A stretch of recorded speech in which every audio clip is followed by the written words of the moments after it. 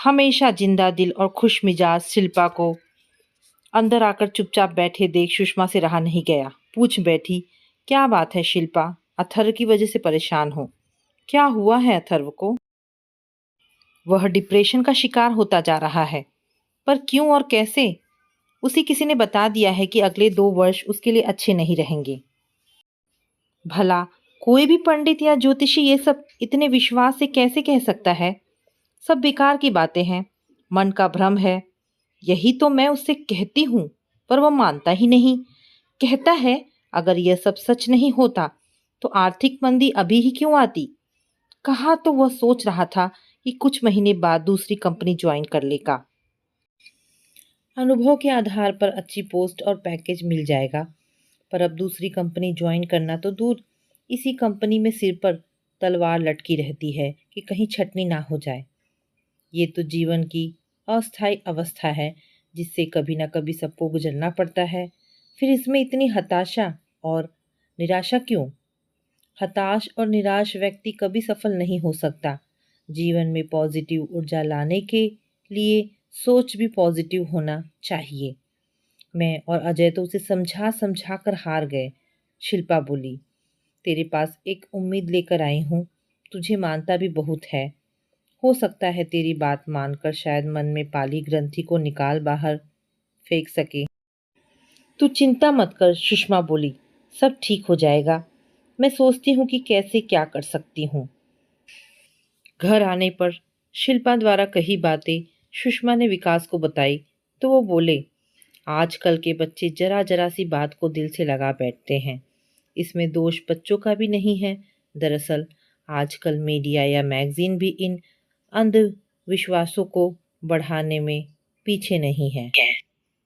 अगर ऐसा नहीं होता तो विभिन्न चैनलों पर गुरु मंत्र, आपके तारे, तेज तारे, ग्रह नक्षत्र जैसे कार्यक्रम प्रसारित न होते तथा पत्र पत्रिकाओं के कॉलम ज्योतिषी घटनाओं तथा उनका विभिन्न राशियों पर प्रभाव से भरे नहीं रहते। विकास तो अपनी बात कहकर अपने काम में लग गए, पर सुषमा का किसी काम में मन नहीं लग रहा था। बार बार शिल्पा की बातें उसके दिलो दिमाग में घूम रही थी। वो सोच नहीं पा रही थी कि अपनी अभिन्न सखी की समस्या का समाधान कैसे करे। बच्चों के दिमाग में एक बात घुस जाती है तो उसे निकालना इतना आसान नहीं होता। उनकी दोस्त आज की नहीं 26 वर्ष पुरानी थी। सुषमा को वह दिन याद आया जब वह इस कॉलोनी में लिए अपने नए घर में आई थी। एक अच्छे पड़ोसी की तरह शिल्पा ने चाय नाश्ते से लेकर खाने तक का इंतजाम करके उसका काम आसान कर दिया था। उसके मना करने पर बोली, दीदी अब तो हमें हमेशा साथ साथ रहना है। ये बात अक्षरश सही है कि एक अच्छा पड़ोसी सब रिश्तों से बढ़कर है। मैं तो बस इस नए रिश्ते को एक आकार देने की कोशिश कर रही हूँ। और सच, शिल्पा के व्यवहार के कारण कुछ ही समय में उससे सुषमा की गहरी आत्मीयता कायम हो गई।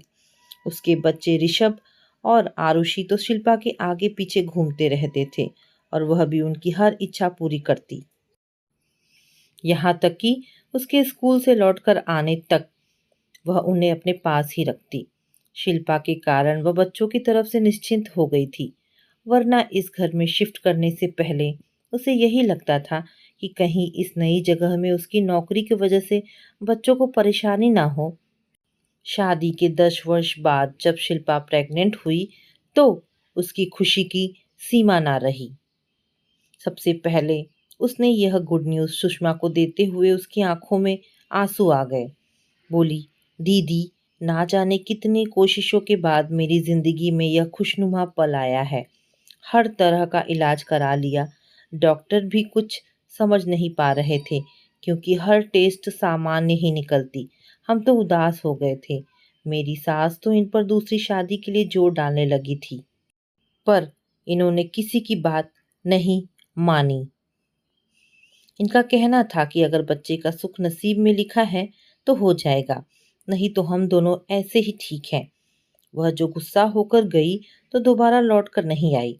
आंख के आंसू पोंछकर वह दोबारा बोली, दीदी आप यकीन नहीं करेंगी, कहने को तो यह पढ़े लिखे लोगों की सोसाइटी है, पर मैं इन सब के लिए अपसुगनी हो चली थी। किसी के घर बच्चा होता या कोई शुभ काम होता तो मुझे बुलाते ही नहीं थे। एक आप ही हैं जिन्होंने अपने बच्चों के साथ मुझे समय गुजारने दिया। मैं बहुत आभारी हूँ आपकी। शायद ऋषभ और आरुषि के कारण ही मुझे यह उपहार मिलने जा रहा है। अगर वे दोनों मेरी ज़िंदगी में नहीं आते तो शायद मैं इस खुशी से वंचित ही रहती।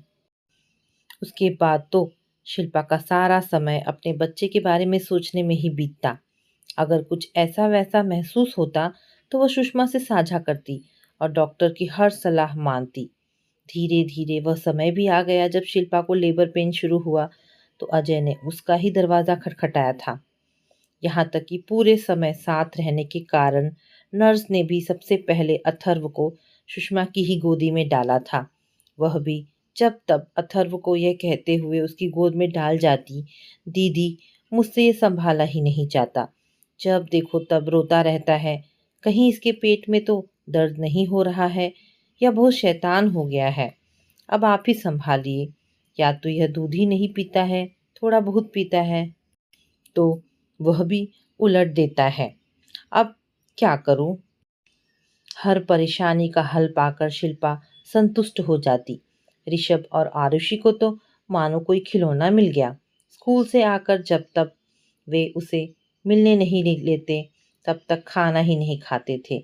वह भी उन्हें देखते ही ऐसे उछलता मानो उनका ही इंतजार कर रहा हो। कभी वे अपने हाथों से उसे दूध पिलाते तो कभी उसे प्रेम में बिठाकर गार्डन में घुमा ले जाते। शिल्पा भी ऋषभ और आरुषि के हाथों उसे सौंप कर निश्चिंत हो जाती। धीरे धीरे शिल्पा का बेटा सुषमा से इतना हिल मिल गया कि अगर शिल्पा उसे किसी बात पर डांटती तो मौसी मौसी कहते हुए उसके पास आकर माँ की ढेरों शिकायत कर डालता और वह भी उसकी मासूमियत पर निहाल हो जाती। उसका यह प्यार और विश्वास अभी तक कायम है। शायद यही कारण था कि अपनी हर छोटी बड़ी खुशी वह उसके साथ शेयर करना नहीं भूलता था। पर पिछले कुछ महीनों से वह उसमें आए बदलाव को नोटिस तो कर रही थी, पर यह सोचकर ध्यान नहीं दिया कि शायद काम की वजह से वह उससे मिलने नहीं आ पाता होगा। वैसे भी एक निश्चित उम्र के बाद बच्चे अपनी ही दुनिया में मग्न हो जाते हैं तथा अपनी समस्याओं के समाधान स्वयं ही तलाशने लगते हैं। इसमें कुछ गलत भी नहीं है, पर शिल्पा की बातें सुनकर आश्चर्यचकित रह गई। इतने जहीन और मेरिटोरियस स्टूडेंट के दिलो दिमाग में ये फितूर कहाँ से समा गया। बेटी आरुषि की डिलीवरी के कारण 2 महीने घर से बाहर रहने के चलते ऐसा पहली बार हुआ था कि वह शिल्पा और अथर्व से इतने लंबे समय तक मिल नहीं पाई थी।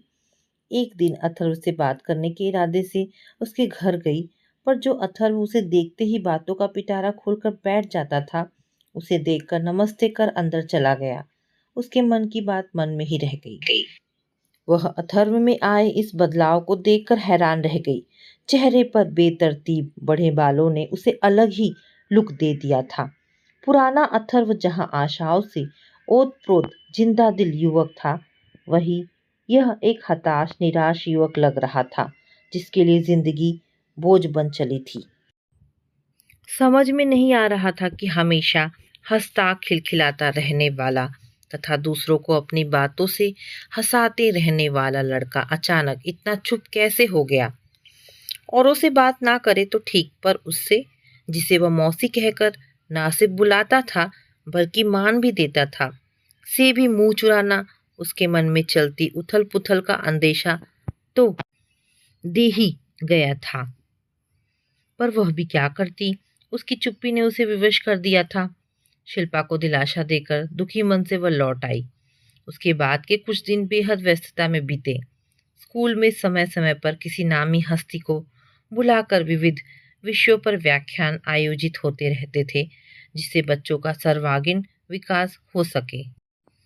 इस बार का विषय था व्यक्तित्व को आकर्षक और खूबसूरत कैसे बनाएं। विचार व्यक्त करने के लिए एक जानी मानी हस्ती आ रही थी। आयोजन को सफल बनाने की जिम्मेदारी मुख्याध्यापिका ने सुषमा को सौंप दी। हॉल को सुनियोजित करना, नाश्ता पानी की व्यवस्था के साथ हर क्लास को इस आयोजन की जानकारी देना, सब उसे ही संभालना था। यह सब वह सदा करती आई थी, पर इस बार ना जाने क्यों वह असहज महसूस कर रही थी।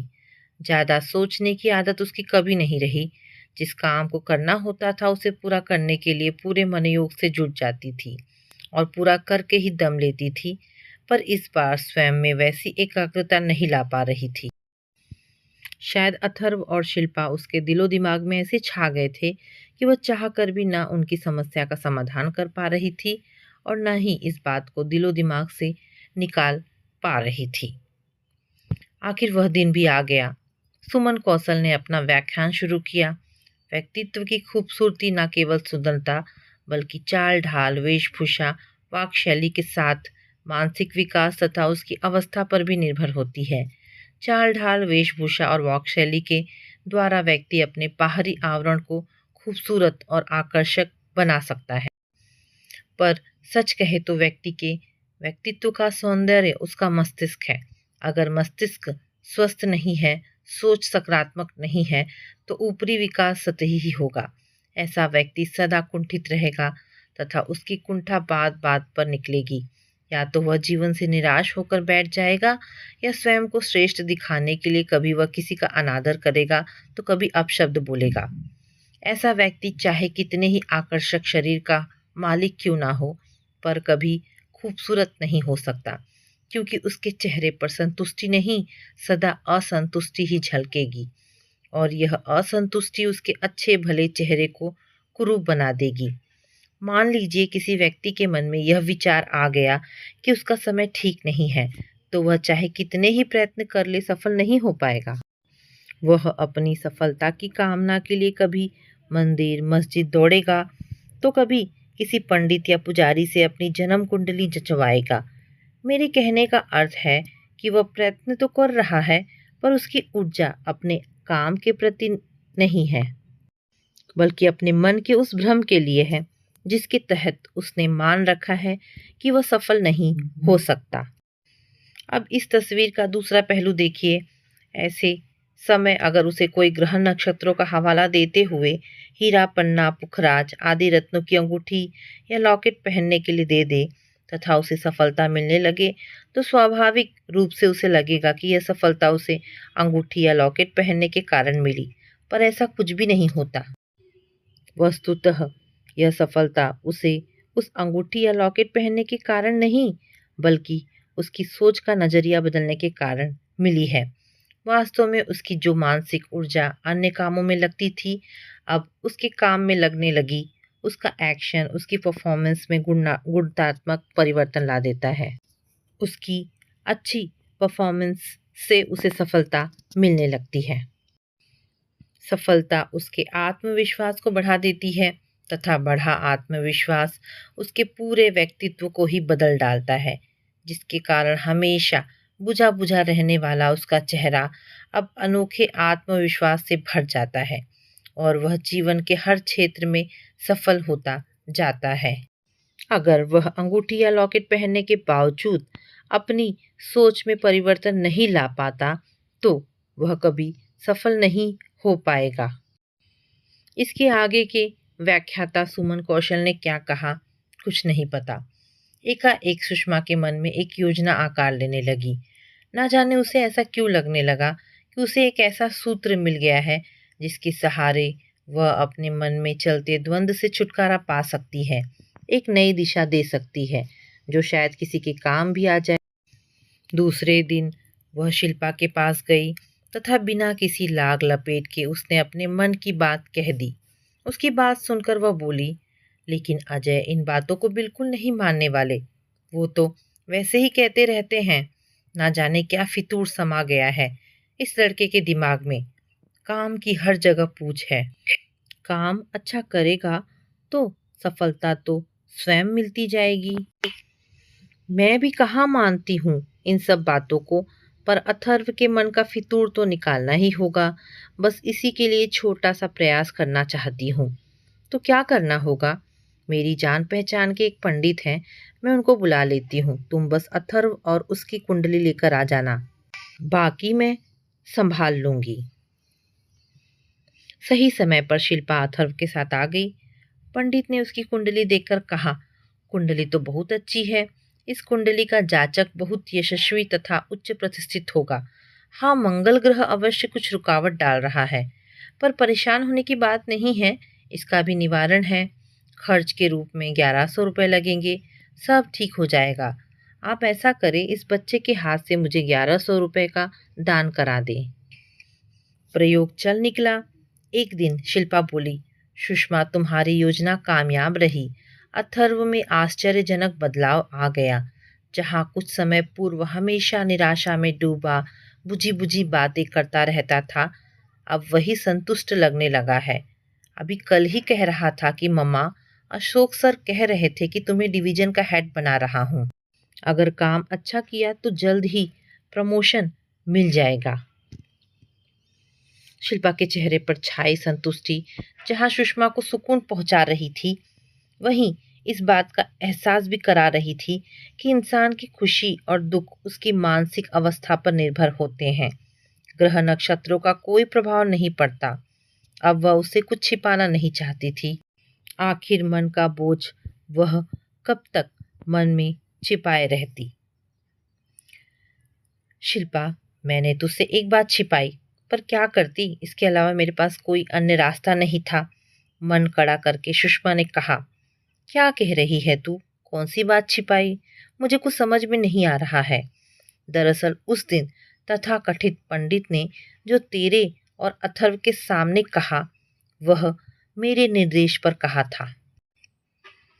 वह कुंडली बाँचने वाला पंडित नहीं, बल्कि मेरे स्कूल का ही एक शिक्षक था, जिसे सारी बातें बताकर मैंने हेल्प मांगी थी, तथा वह भी सारी घटना का पता लगने पर मेरा साथ देने को तैयार हो गया था। सुषमा ने शिल्पा को सब सच सच बताकर झूठ के लिए क्षमा मांग ली और अंदर से लाकर उसके दिए 1100 रुपये उसे लौटा दिए। मैं नहीं जानती झूठ सच क्या है, बस इतना जानती हूँ कि तूने जो किया अथर्व की भलाई के लिए किया। वही किसी की बातों में आकर भटक गया था। तूने तो उसे राह दिखाई है, फिर ये ग्लानि और दुख कैसा? जो कार्य एक भूले भटके इंसान को सही राह दिखा दे, वह रास्ता कभी गलत हो ही नहीं सकता। दूसरे चाहे जो भी कहे या माने, पर मैं ऐसा नहीं मानती हूँ और तुझे विश्वास दिलाती हूँ कि ये बात एक ना एक दिन अथर्व को भी मैं बता दूंगी, जिससे कि वह कभी भविष्य में ऐसे किसी चक्कर में ना पड़े। शिल्पा ने उसकी बातें सुनकर उसे गले से लगाते हुए कहा। शिल्पा की बात सुनकर सुषमा के दिल से एक भारी बोझ उठ गया। दुख सुख सफलता असफलता तो हर इंसान के हिस्से में आते हैं, पर जो जीवन में आए मुश्किल समय को हिम्मत से झेल लेता है, वही सफल हो पाता है। भले ही सही रास्ता दिखाने के लिए उसे झूठ का सहारा लेना पड़ा, पर उसे इस बात की संतुष्टि थी कि वह अपने योजना में सफल रही।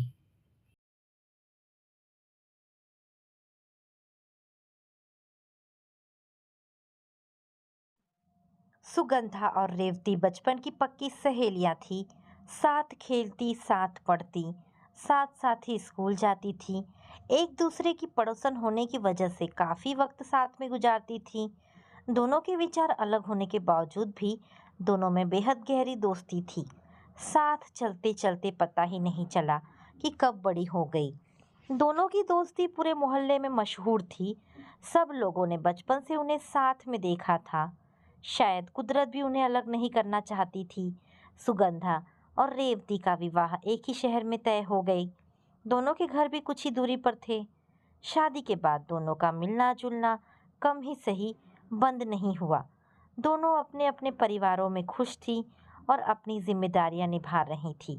समय कभी कहाँ रुकता है, आगे बढ़ता ही जा रहा था। सुगंधा और रेवती अब बुजुर्गों की श्रेणी में आ चुकी थीं। सुगंधा का एक बेटा था विवेक और बहू निहारिका। सुगंधा की बहू निहारिका नौकरी करती थी। बेटे बहू के ऑफिस जाने के बाद सुगंधा अकेली हो जाती थी, क्योंकि उसके पति का देहांत हो चुका था। उनकी पोती अदिति और पोता आदित्य देहरादून के हॉस्टल में रहकर पढ़ाई कर रहे थे। दोनों को शुरू से ही अच्छे स्कूल में पढ़ाई करने के लिए वहां भेज दिया गया था। सुगंधा का स्वास्थ्य भी धीरे धीरे खराब हो रहा था। रेवती का भी एक बेटा था आशीष और बहू कोमल। रेवती ने कोमल को कभी नौकरी नहीं करने दी। कई बार कोमल ने उससे इजाज़त मांगी, लेकिन रेवती का फैसला अटल ही रहा। कोमल अधिकतर आशीष से कहती रहती थी, आशीष यदि मैं भी नौकरी कर लूँ तो हमारे बच्चे भी बड़े स्कूल में पढ़ सकते हैं, हम और अच्छी ज़िंदगी जी सकते हैं, बच्चों का भविष्य बेहतर बना सकते हैं। लेकिन आशीष अपनी मम्मी की वजह से हर बार कोमल को ना में जवाब देता था। इस वजह से कोमल और आशीष में कई बार अनबन भी हो चुकी थी। रेवती जब भी सुगंधा से मिलने उसके घर आती, उसे अकेला देखकर दुखी हो जाती थी। वो हमेशा उससे कहती, सुगंधा कितनी बार तुझे समझाया है कि अपनी बहू को नौकरी मत करने दे। नौकरी करेगी वह और घर का कामकाज जवाबदारी सब तेरे ऊपर आ जाएगा, लेकिन तू है कि सुनती ही नहीं।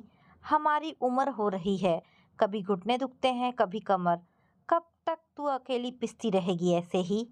रेवती ऐसा नहीं है। सुगंधा कुछ कहने की कोशिश करती, उससे पहले ही रेवती उसे चुप कर देती थी, ये कहकर कि मुझे तेरी कोई दलीलें नहीं सुननी है। देख मैं कैसे शान से रहती हूँ, दिन भर बहू घर में रहती है, मुझे घर की कोई जिम्मेदारी नहीं उठानी पड़ती। बच्चे भी स्कूल से वापस आकर घर में रहते हैं, अभी छोटे हैं, दिन भर उनकी हलचल मस्ती देखकर वक्त कैसे कट जाता है पता ही नहीं चलता। सुगंधा हमेशा रेवती की बातें एक कान से सुन दूसरे से निकाल दिया करती थी। वह जब कभी रेवती के सामने कुछ सफाई देने की कोशिश करती तो रेवती एक ना सुनती थी। निहारिका के साथ रेवती का व्यवहार उखड़ा उखड़ा ही रहता था। निहारिका उसके इस स्वभाव को जानती थी और हमेशा उसके पांव छूकर उससे मिलती थी। निहारिका और कोमल भी अक्सर मिल जाया करती थी। सुगंधा और रेवती की दोस्ती के कारण दोनों परिवारों के अच्छे पारिवारिक संबंध थे। कोमल के दिल की बात निहारिका जानती थी। वो जानती थी कि कोमल खुश नहीं है, वह जीवन में आगे बढ़ना चाहती है, अपने पति के कंधे से कंधा मिलाकर काम करना चाहती है। लेकिन रेवती की जिद के आगे उसके सपने सपने ही रह गए। निहारिका हमेशा उसे समझाती कि वक्त ज़रूर बदलेगा, तुम भी जीवन में आगे बढ़ पाओगी। लेकिन कोमल जानती थी ये सब मन को समझाने की बातें हैं। समय आगे बढ़ता रहा और सुगंधा ज़्यादा बीमार रहने लगी। निहारिका और विवेक ने अपनी मम्मी की देखभाल करने के लिए एक युवती राधिका को रख लिया था। वह हर रोज़ 9 बजे आती और रात 8 बजे तक रुकती थी। निहारिका सुबह 9 बजे अपने ऑफिस के लिए निकलती थी, जबकि विवेक 8:30 बजे ही चला जाता था। निहारिका के जाने के आधे घंटे के बाद राधिका आ जाती थी। इतनी देर ही सुगंधा को अकेले रहना पड़ता था। सुगंधा के घुटने काफ़ी खराब हो चुके थे, उसने चलने फिरने में बहुत तकलीफ होती थी, साथ ही ब्लड प्रेशर भी बहुत कम हो जाता था। निहारिका उसकी दवाइयों का हमेशा ख्याल रखती थी और उसे खुश रखने की कोशिश भी करती थी। मंगलवार का दिन था। निहारिका के जाने के बाद अचानक ही सुगंधा की तबीयत ज़्यादा बिगड़ गई और वह दर्द से अपने बिस्तर पर लेटे लेटे कराह रही थी। वह राधिका का रास्ता देख रही थी कि राधिका आ जाए तो अच्छा रहेगा, लेकिन आज राधिका भी समय पर ना आ पाई। सुगंधा का पेट दर्द काफ़ी बढ़ रहा था। तभी उसने सोचा, धीरे धीरे बाथरूम जाकर आती हूँ, शायद तब दर्द से आराम मिले। ऐसा सोचकर वह पलंग से उठने लगी, लेकिन ब्लड प्रेशर कम हो जाने की वजह से उसे चक्कर आ गया और वह कराहते हुए गिर पड़ी। फिर वह वापस उठ ना पाई। वह नीचे पड़े पड़े कराह रही थी। उसी समय रेवती सुगंधा से मिलने आई और बाहर ताला लगा देखकर वह सोच में पड़ गई कि सुगंधा कहाँ गई होगी। तभी उसे अंदर से कराहने की आवाज़ आई। रेवती ने पास जाकर सुना, बोल पड़ी, अरे ये तो सुगंधा की आवाज़ है। वह घबरा गई और जोर से बोली, सुगंधा क्या हुआ? बाहर से ताला लगाकर तुम्हें अंदर क्यों बंद कर दिया गया है? तुम डरो नहीं, मैं कुछ करती हूँ। रेवती को कुछ समझ नहीं आ रहा था कि क्या करे। पड़ोसियों को बुलाती हूँ, ऐसा सोचकर वह जैसे ही पलटी, उसने देखा राधिका तेजी से आ रही थी। राधिका को देखते ही रेवती का पारा 7वें आसमान पर था। कहाँ मर गई थी? यहाँ वह अकेली पड़ी पड़ी मर जाएगी, किसी को चिंता ही नहीं है, सबको अपनी अपनी पड़ी है। कहते हुए रेवती ने गुस्से से लाल हुई आंखों से राधिका को देखा। जाओ जल्दी से पड़ोसियों को बुलाओ, ताला तोड़ना पड़ेगा, उसे घर में कैद कर दिया है। रेवती चिल्लाकर बोली, नहीं नहीं रेवती आंटी, मेरे पास चाबी है, मैं अभी दरवाज़ा खोलती हूँ। मुझे ही थोड़ी देर हो गई। कहते हुए राधिका ने दरवाजा खोला। दोनों सुगंधा की हालत देखकर हैरान रह गई। तब तक पड़ोस से भी कुछ लोग आ गए। राधिका ने निहारिका को फोन लगाया। निहारिका मैडम जल्दी आइए, मम्मी की तबीयत बहुत खराब है, वे नीचे गिरी हुई हैं, हम क्या करें समझ नहीं आ रहा। निहारिका घबरा गई और तुरंत उसने विवेक को फोन करके कहा, जल्दी घर पहुंचो, मम्मी की तबीयत बिगड़ गई है। विवेक अपनी कार से तुरंत निकल गया और निहारिका भी अपनी कार तेजी से चलाती हुई घर पहुंची। साथ ही उसने डॉक्टर को भी फोन करके बुला लिया था। डॉक्टर के पहुंचते ही निहारिका और विवेक भी पहुंच गए। तब तक सुगंधा को सबने मिलकर नीचे से उठाकर बिस्तर पर लिटा दिया था। डॉक्टर ने सुगंधा को देखकर तुरंत एम्बुलेंस से अस्पताल ले जाने का आदेश दिया। एम्बुलेंस आते ही सुगंधा के साथ ही निहारिका और विवेक भी उसमें बैठ गए। एक बार निहारिका की नजरें रेवती से मिली तो वह उसे घूर रही थी, मानो निहारिका बहुत बड़ी गुनहगार हो। निहारिका ने अपनी आंखों को दूसरी ओर घुमाते हुए अपनी आंखों के आंसुओं को नीचे गिरने से रोका। हिम्मत दिखाती हुई सुगंधा से बोली, मम्मी सब ठीक हो जाएगा, आप बिल्कुल चिंता नहीं करो। विवेक तुम भी हिम्मत रखो, मम्मी बिल्कुल ठीक हो जाएगी। अस्पताल पहुंचते ही सुगंधा का इलाज शुरू हो गया। पहले उसे आईसीयू में रखा गया। डॉक्टर ने उसे देखने के बाद विवेक और निहारिका को आश्वासन दिया, सुगंधा जल्दी ठीक हो जाएगी। ब्लड प्रेशर बहुत कम होने की वजह से ही उन्हें चक्कर आ गया था। 24 घंटे आईसीयू में रखने के बाद उन्हें प्राइवेट कमरे में शिफ्ट कर दिया गया। अब सुगंधा होश में थी। निहारिका और विवेक उसके आसपास ही बैठे थे। आदित्य और अदिति, उसकी पोती और पोता भी उसके पास ही खड़े थे। सुगंधा सबको देखकर बहुत खुश हो रही थी। तभी रेवती और कोमल भी सुगंधा को देखने अस्पताल आ गए। निहारिका और विवेक ने खड़े होकर उन्हें बैठने की जगह दी। निहारिका ने झुककर रेवती के पैर छुए, लेकिन रेवती ने उसकी तरफ देखा तक नहीं। कोमल को रेवती के ऐसा व्यवहार अच्छा नहीं लगा, लेकिन वह कुछ कह ना सकी। सब बैठकर बातें कर ही रहे थे कि तभी डॉक्टर ने आकर सुगंधा को घर ले जाने की इजाज़त दे दी। निहारिका और विवेक ने सारी कार्यवाही पूरी कर दी।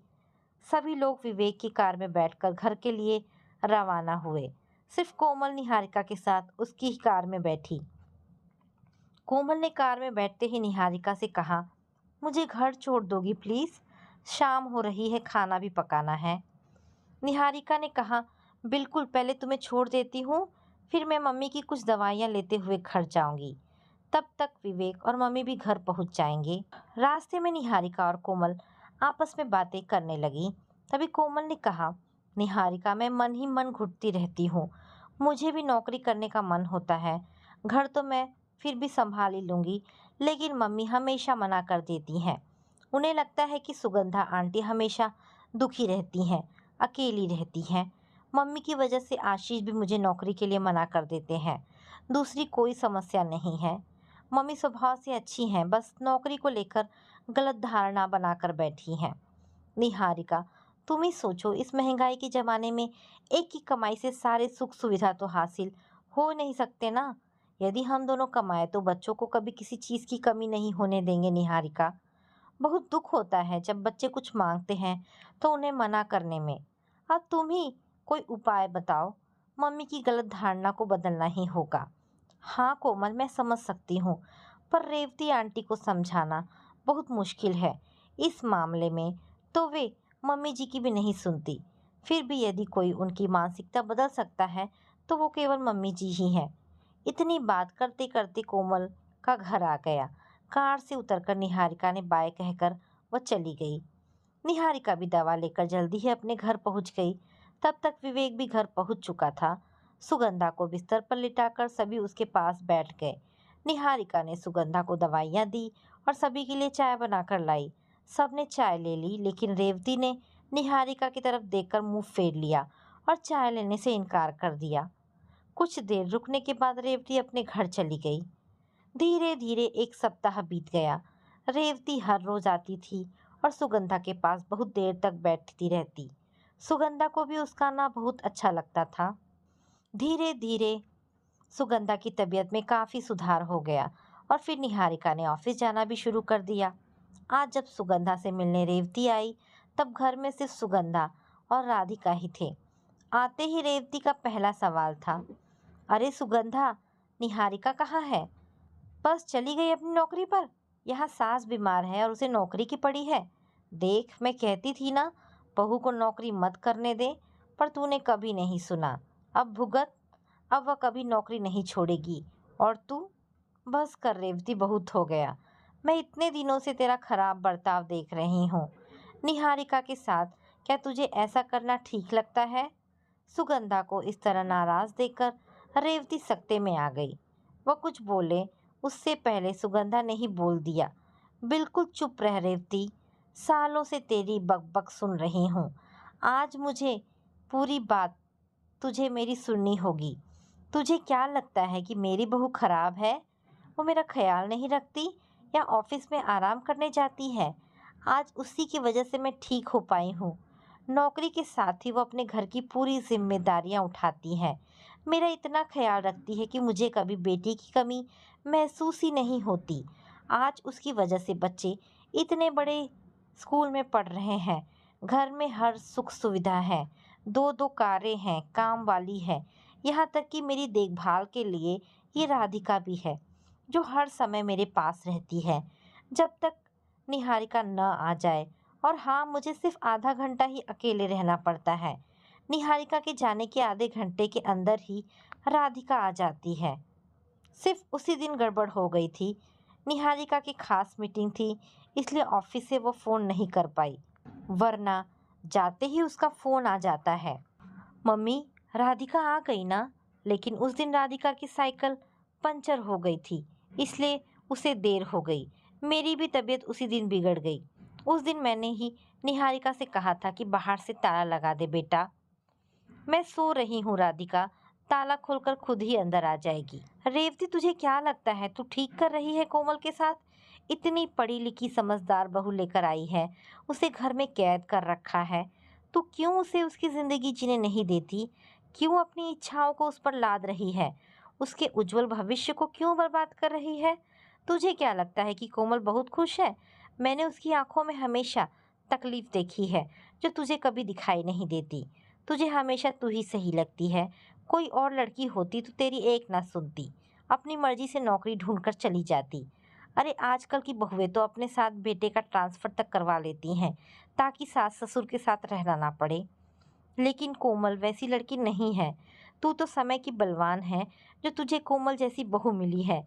हमें यदि अपने बच्चों के अच्छे भविष्य के लिए कुछ देर अकेले रहना पड़े, थोड़ा बहुत त्याग करना पड़े, अपने ही घर की जिम्मेदारी में हाथ बटाना पड़े, तो उसमें गलत क्या है रेवती? बच्चे भी हमारे ही तो हैं, बहू भी हमारी बेटी ही तो है। फिर ऐसा पक्षपात क्यों?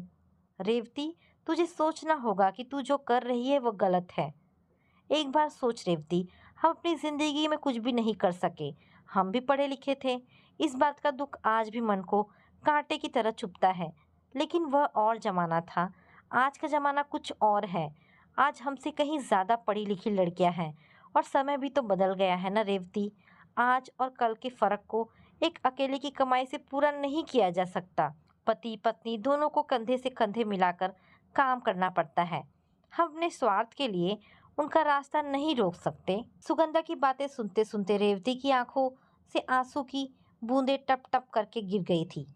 सुगंधा ने उसका हाथ अपने हाथों में लेकर प्यार से कहा, रेवती सोच, सही सोच। अभी भी ज्यादा देर नहीं हुई है। इंसान चाहे तो बिगड़ी बात जरूर बन सकती है।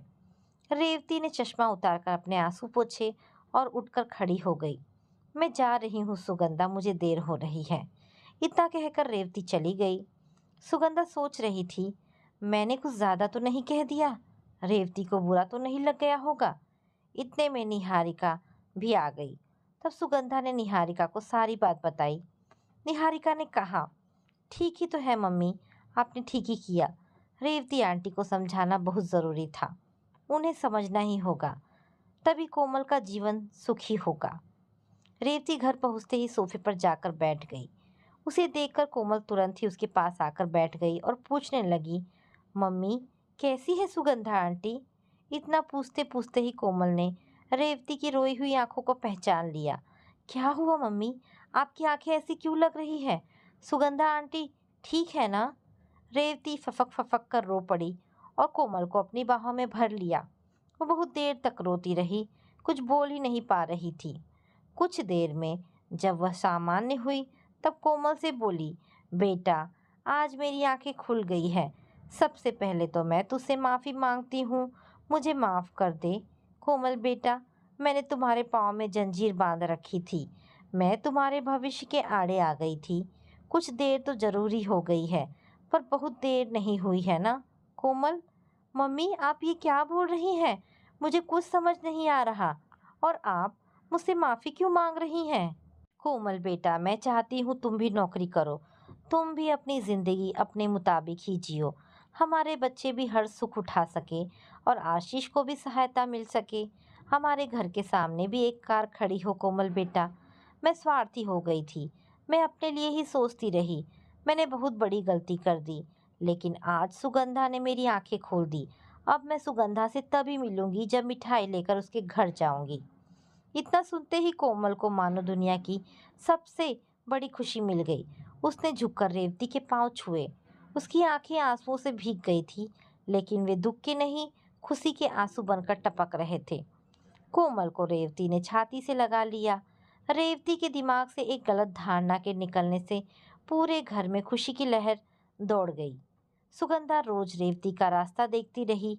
वो जानती थी कि रेवती जरूर वापस आएगी, लेकिन खाली हाथ नहीं, मिठाई और कोमल की नौकरी की खबर लेकर। कुछ ही हफ्तों में कोमल को नौकरी मिल गई। रेवती, आशीष और कोमल मिठाई लेकर सबसे पहले सुगंधा के घर आए। रेवती के हाथों में बर्फी का डब्बा और कोमल के चेहरे की खुशी देखकर सुगंधा बिना सुने ही सब कुछ समझ गई। रेवती ने बर्फी का टुकड़ा निकालकर अपने हाथों से सुगंधा को खिलाया और उसके गले लग गई। सुगंधा ने भी उसे प्यार से अपनी ओर खींच लिया। आज दोनों सहेलियां के इस पुनर्मिलन में ना जाने कितनी खुशियां, कितनी समझदारी, कितना त्याग, कितना प्यार और अपने परिवार का कितना हित छिपा हुआ था। उस दिन रेवती कुछ न कह पाई थी जब सुगंधा उसे समझा रही थी, लेकिन आज कुछ खुशी और कुछ बहते हुए आंसुओं के साथ रेवती के मुंह से जो पहला वाक्य निकला वह था, सुगंधा, मैं स्वार्थी हो गई थी, लेकिन अब मुझे सब समझ में आ गया है कि बच्चों की भलाई में ही हमारी भलाई होती है। तो दोस्तों, ये छोटी सी कहानी यहाँ पर समाप्त होती है। आशा करती हूँ कहानी पसंद आई होगी। अगर कहानी पसंद आई है तो प्लीज़ इसे लाइक एंड शेयर करें। दोस्तों, ऐसी ढेरों पारिवारिक और शिक्षाप्रद कहानी सुनने के लिए मेरे चैनल को प्लीज़ सब्सक्राइब करें। धन्यवाद दोस्तों।